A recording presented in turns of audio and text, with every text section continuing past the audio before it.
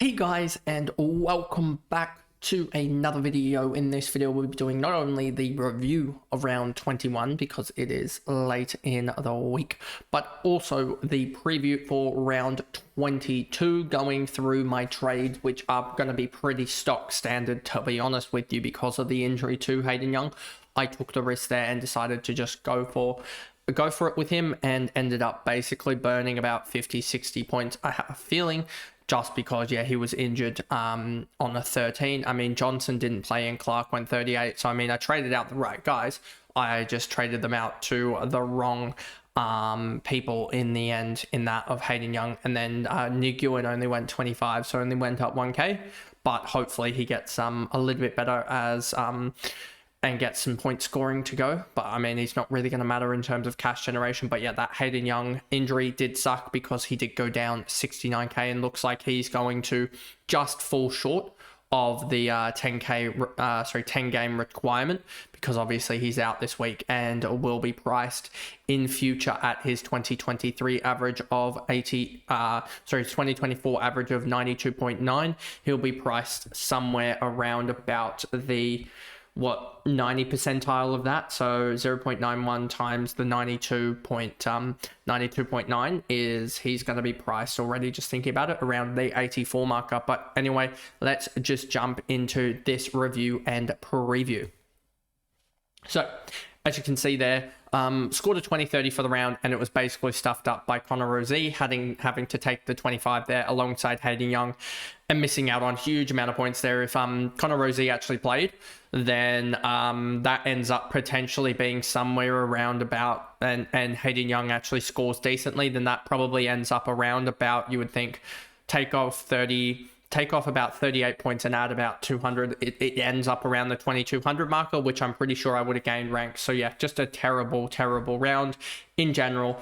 But the trades which we'll go through later become a rather easy ones to do.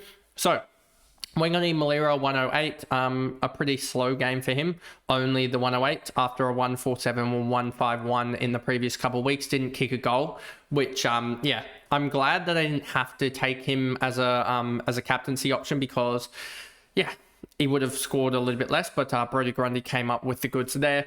And then you have Sheasel, the 117. He's looked back to his best in the last month, and 33 touches, 5 marks, 3 tackles.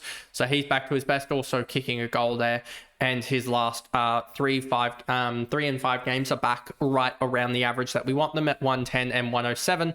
Connor Rozee, a late pull out. Yeah, he was out, I think, within about half an hour to an hour of the game actually starting. So yeah, that was pretty poor and annoying. And at that point I was away for the weekend, so I didn't watch much of the footy.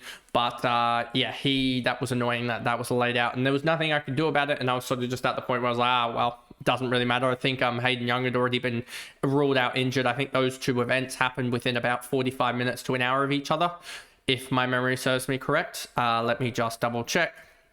No, it would have been a little bit later, because he would have been ruled out at about 2 or so, and Hayden Young would have been ruled out at about 5:40. So there was about 3.5, 4 hours between those events, but I basically didn't see any of that. And yeah, that was probably good for the sake of me that I was away from everything there. Dane Zorko with an 80. Yeah, he's really dropping away in the last little bit. He's really dealing with that injury, and yeah, if you had the ability, you'd be trading him out, but I just don't, because I need to trade other guys out. But it is what it is. Lockie Whitfield, the 118. He's just doing what he needs to do. He's come in for me and gone 109, sorry, and 118. So he's done his job. Now goes into North Melbourne, where he's probably going to score really well, and is a potential VC or C candidate, I would say, against North Melbourne. And then Callum Mills has done really well the last 3 weeks after having a poor game against St Kilda, where he's gone 105, 94, 100, and basically just kept up that D6 spot and done really well. And yeah, he's going to be interesting next year, because obviously he's going to tick over the 10 game threshold, and he is very much around about the price that you're paying for him, in that he's going sort of 100 or so with a couple of bad games. So it will be interesting with full time on ground. He's gone, take the 62 out there, and he's gone 732 across 8 games, which is an average of 91.5. So there is a little bit of upside there currently still on his average. But yeah, it's very, very tight at this point. Nick Dacos, 92, just going through the motions. Didn't really do much against the likes of Brisbane, but job done, 29 touches and a goal. And now comes up against Hawthorn, who are probably going to tag, which would suck, but it is what it is. Bontempelli played an absolute mega game for 97. It was one of the best sub 100 games that I've seen a midfielder play.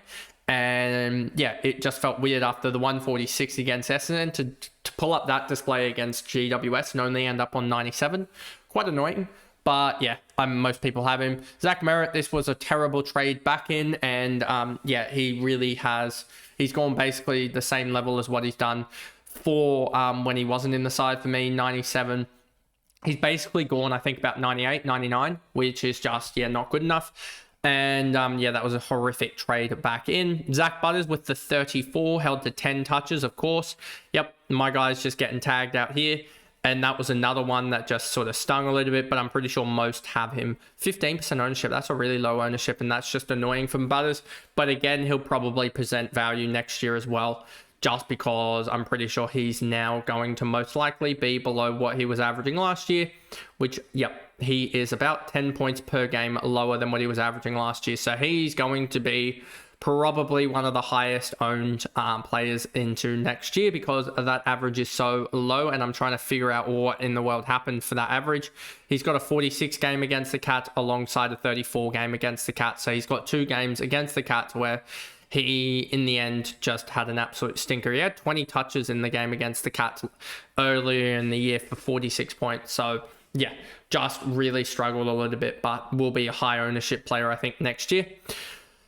And then Jack Sinclair, an 81. You can just see that sort of failing as well. Caleb Strong, 66. Pretty sure he picked it up in the last quarter to get there. 19 touches, 6 tackles for a 66. Yeah, probably could have been a little bit more. And yeah, he's just struggled throughout the year. But a 93 average, you'd think that there would be value there next year. But we'll see about that. And then Camporelia, I took the McCarthy score, so they didn't have to field Teakle. Not expecting Hayden Young to get injured on a 13. And then we get to the better line. Obviously, having the top 2 ruckman, I'm pretty sure, for the round is always a positive. If we just go to last round, yeah, massively the top 2. In Brodie Grundy on a 150 after 39 touches and 32 hitouts. When I looked at his score at halftime and saw, I think, like 20 or so touches and 7 hitouts, I was like, what is going on? But he just decided in the second half to have, I think it was 1 mark, another 20 or so disposals, and another 25 hit-outs also, and then ended up on the 150 clean, which he has been huge in the last 5-10 rounds.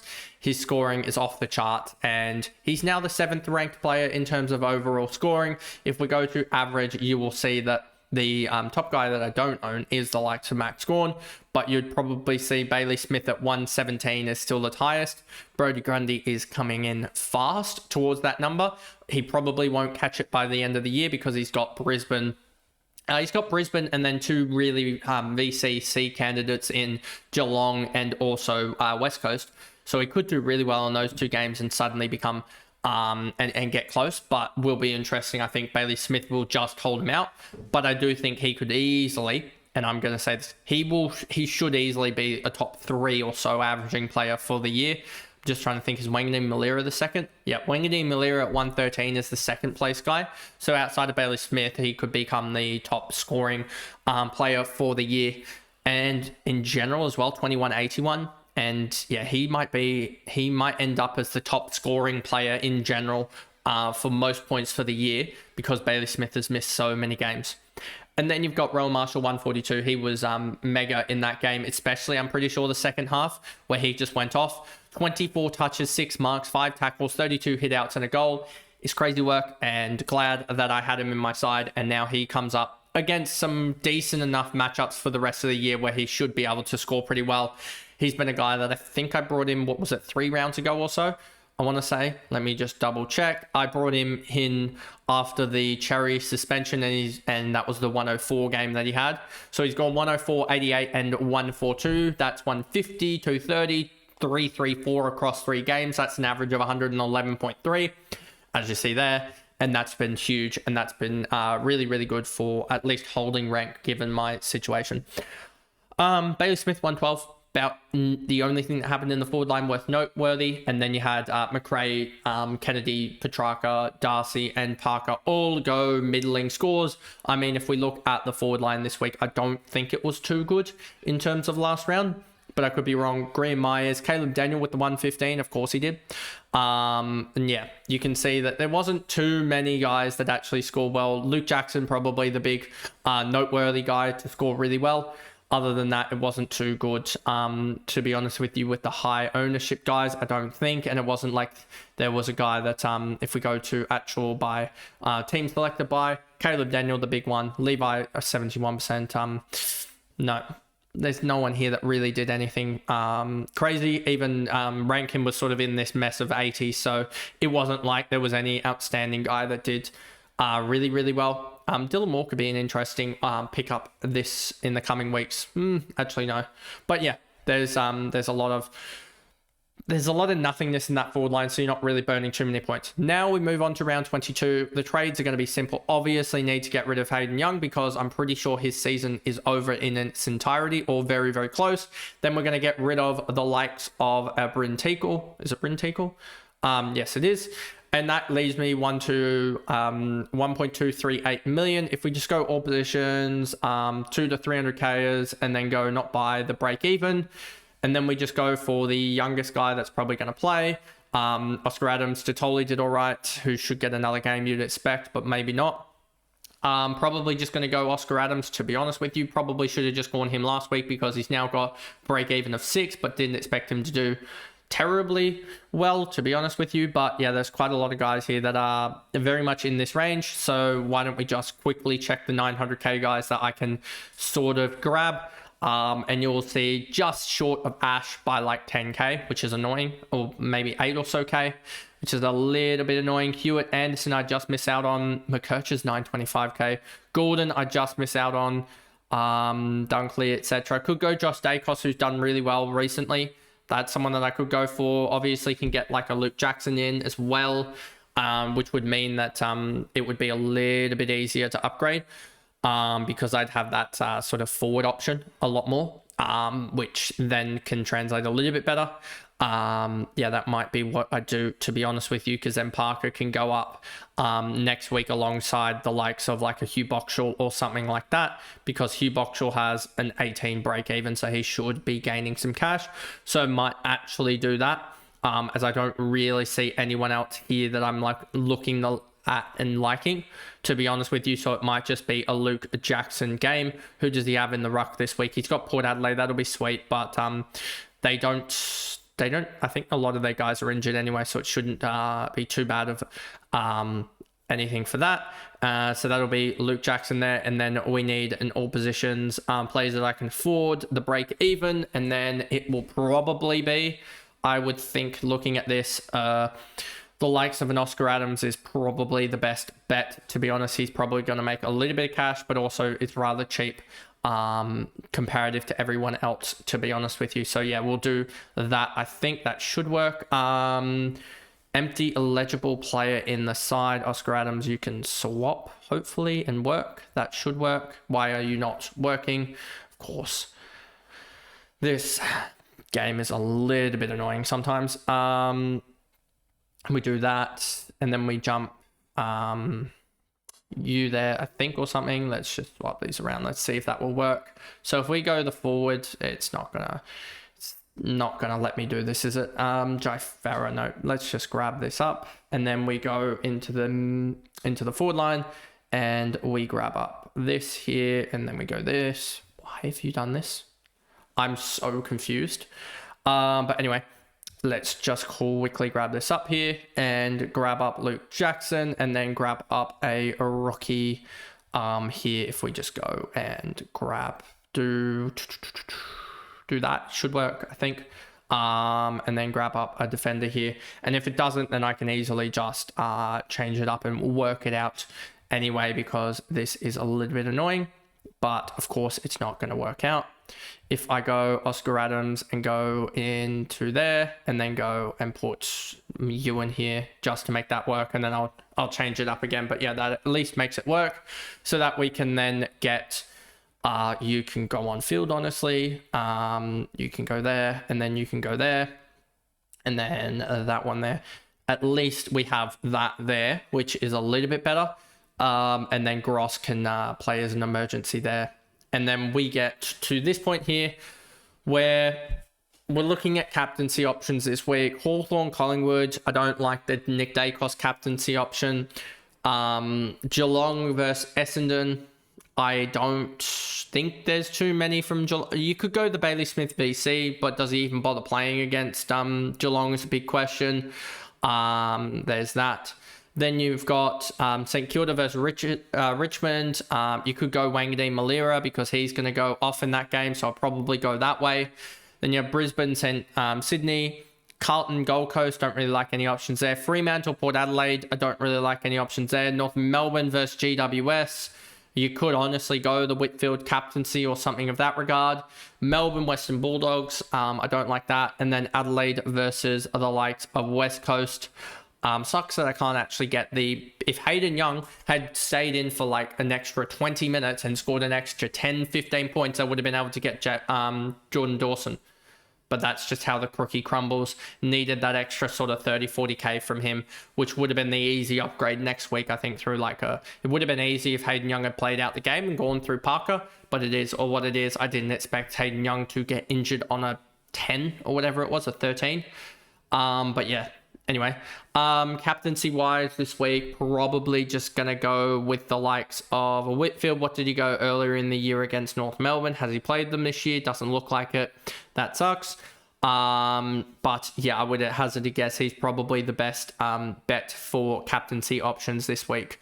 Given that there isn't really a matchup in the ruck that I really like, because we know West Coast are a decent ruck matchup. I mean, you could go with the going against Nankervis in the ruck, but yeah, Essendon, North Melbourne as well in the ruck. You'll have Cherry will be back this week, so negate that. Essendon as well in the ruck have Geelong, so two easy ruck matchups going against each other, and the easy ruck matchup going against a nothing ruck. So there's no real easy ruck matchups. Then we get to the midfield matchups, and I don't really like any of my guys this week, to be honest with you.